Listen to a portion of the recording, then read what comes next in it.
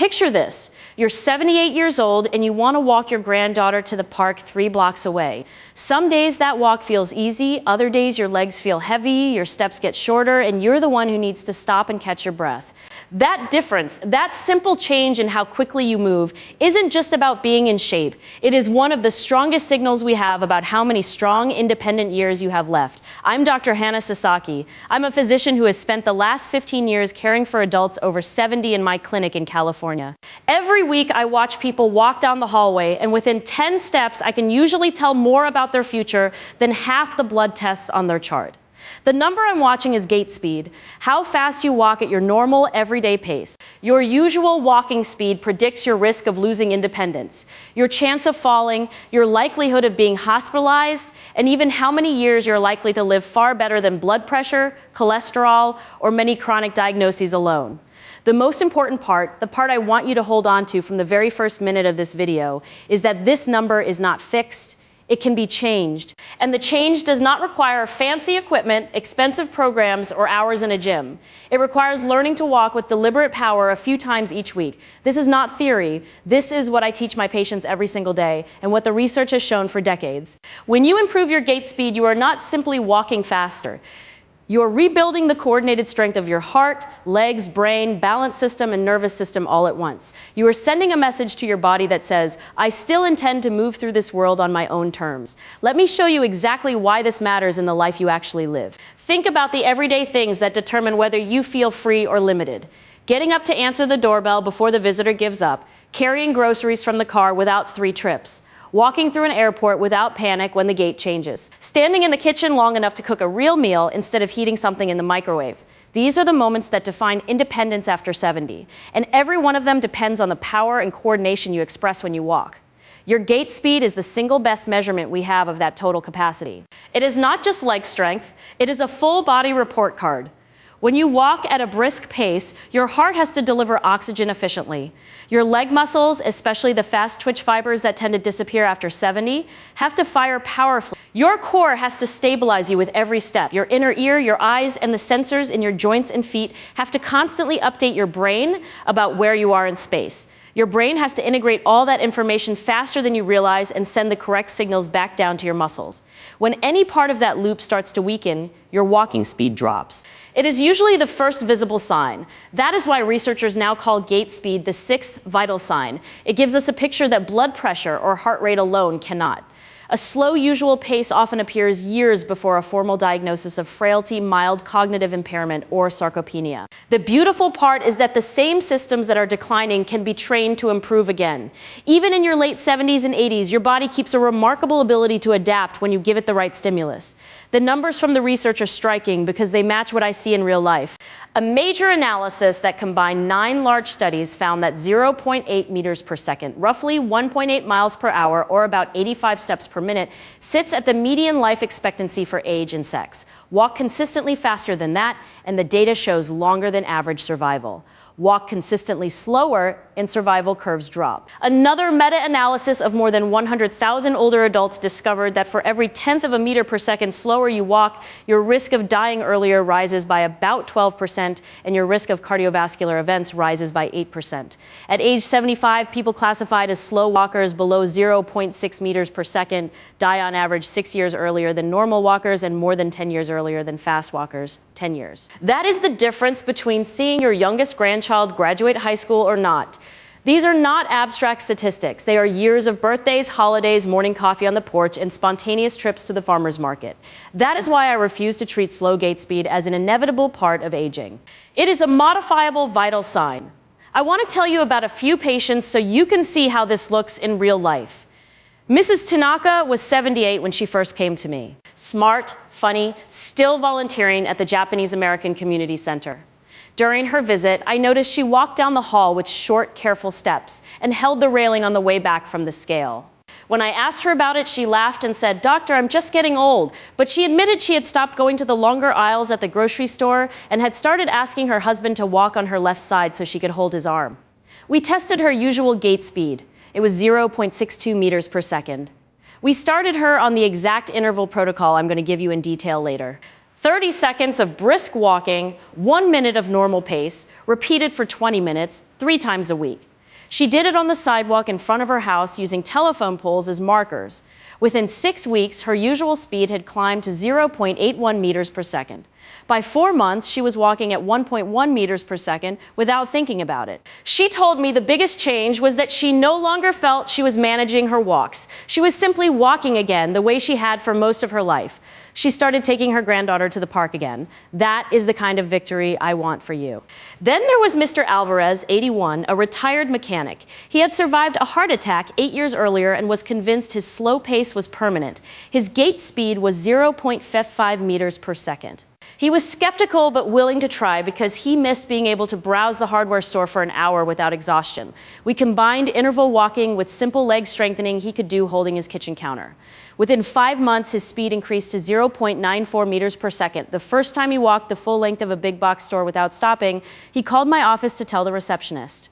He sounded like a man who had gotten his life back. I also remember Mrs. Kim, 74, who came in after a fall that broke her wrist. She was terrified of falling again. Her gait speed was slow and her steps were narrow. We worked on posture, arm swing, and deliberate speed training on flat ground first, then progressed to gentle slopes. She also practiced standing on one leg while brushing her teeth, a tiny habit that improved her balance dramatically. 18 months later, she walked faster than many 60-year-olds I see. More importantly, she stopped living in fear of the sidewalk cracks. These stories are not exceptions. They are what happens when people decide their pace is something they can change instead of something that happens to them. So how do you know where you stand right now? You can test your own gait speed at home in about 2 minutes. Find a flat stretch of sidewalk or hallway that is at least 20 feet long. Measure exactly 6 meters, which is about 20 feet, and mark the beginning and end with tape or chalk. Start a few steps before the starting line so you're already walking at your normal pace when you cross it. Walk at your usual comfortable speed as if you were going to the mailbox. Have someone time you from the moment your foot crosses the start line until it crosses the finish line. Take that time in seconds and divide 6 by the number of seconds. That gives you your speed in meters per second. Do it 3 times and take the average. If you are over 70 and your usual speed is below 0.8 meters per second, the research suggests you have room to improve. Below 0.6 is considered slow and carries higher risk. Above 1.0 meters per second is excellent for most people in their 70s and 80s. The good news is that you do not need to become a speed walker. You simply need to raise your usual pace by even 0.1 to 0.2 meters per second and maintain it. That small change compounds into large differences in health outcomes. Here is the exact training method that produces the best results in my patients and in the studies. We use interval walking because it is the most efficient way to improve both your cardiovascular capacity and the neural drive to your muscles. Your body adapts fastest when it is challenged to do something slightly harder than its current normal. The basic protocol: begin every session with 5 minutes at your normal, comfortable pace. This is not optional. It protects your joints and prepares your nervous system. Then begin intervals. For the first 2 weeks, do 30 seconds of brisk walking followed by 90 seconds of normal recovery pace. Repeat this cycle for a total of 20 minutes. During the brisk 30 seconds, you should feel your heart rate rise, your breathing get deeper, and your legs work. You should be able to speak short sentences but not sing, swing your arms more, lift your knees a little higher, and take purposeful steps. Stand tall. Look forward, not down. This posture alone can add speed. After 2 weeks, shift to 45 seconds brisk, 75 seconds recovery. By week 6, many patients are doing 1 minute brisk followed by 1 minute recovery for 25 to 30 minutes total. I progress people differently based on their starting point. For someone like Mrs. Tanaka, who was nervous about balance, we began with 20-second bursts and used a rolling walker the first week only for confidence. Within 10 days, she no longer needed it. You can use landmarks instead of a watch. Walk briskly to the 3rd mailbox. Recover for the next 4. Repeat or use music. Choose songs with a beat around 110 to 120 steps per minute for your brisk sections. The rhythm helps your brain coordinate movement better. Do this 3 to 5 times per week. More days at moderate effort beats 1 heroic long walk on Saturday. Consistency is what rebuilds the fast twitch fibers in the neural pathways. To accelerate results, I also prescribe 3 simple strength moves that take less than 10 minutes 3 times a week. First, sit to stand repetitions from a firm chair. Start with 10. This directly trains the exact muscles you use to propel yourself forward when walking. Second, heel raises while holding the kitchen counter. 10 slow rises, then 10 quicker ones. This strengthens the calf muscles that provide push-off power in every step. Third, single leg stands. Hold onto the counter and stand on one leg for 10 to 30 seconds. This is one of the best ways to reduce fall risk while improving the proprioception that keeps your gait stable. These 3 exercises, combined with the interval walking, create a complete program that addresses every system involved in gait speed. Many patients also benefit from learning a simple Tai Chi form. The slow, deliberate movements improve balance and teach your nervous system to control momentum. As a Japanese-American physician, I have seen how these traditional movements pair beautifully with modern interval training. They calm the mind while challenging the body. Nutrition matters too. After 70, your muscles need more protein to maintain and rebuild. I recommend 25 to 30 grams of protein at each meal. Eggs, Greek yogurt, fish, chicken, tofu, or a protein shake if chewing is difficult. Vitamin D levels should be checked because deficiency directly affects muscle strength and balance. Many of my patients need 2,000 IU daily to reach optimal levels. Recovery is just as important as the work. Sleep 7 to 8 hours. The improvements in gait speed happen during rest when your body repairs muscle fibers and strengthens neural connection. If you feel excessive soreness or fatigue, add an extra recovery day. This is not a race. Let me address the fears I hear most often. I have arthritis in my knees. So do many of my patients who successfully improved their speed. The key is starting gently, maintaining good posture, wearing supportive shoes, and recognizing that stronger muscles around the joint often reduce pain over time. If an activity increases sharp pain, we modify it immediately. I'm afraid of falling. This is the most common and most valid fear. That is why we begin on flat, safe surfaces. That is why we strengthen balance at the same time we increase speed. The research actually shows that improving gait speed and balance through training reduces fall risk by 30 to 40% in most studies. Moving well is safer than moving timidly. My doctor never mentioned this. Unfortunately, many physicians still focus only on medications and lab numbers. Gait speed has only recently been recognized as a vital sign in mainstream medicine. That is changing, but you do not need to wait for your next appointment. You can begin this work safely today. Some medications can affect gait. Certain blood pressure medicines, sedatives, or muscle relaxants may cause dizziness or weakness. If you notice your walking has slowed after a medication change, talk to your doctor. Never stop medication on your own, but do bring the topic up. What does success actually look like 6 months from now? You will notice you reach the mailbox before the mail truck leaves. You will walk through the grocery store without needing to lean on the cart the whole time. You will stand up from a restaurant table and feel steady instead of stiff.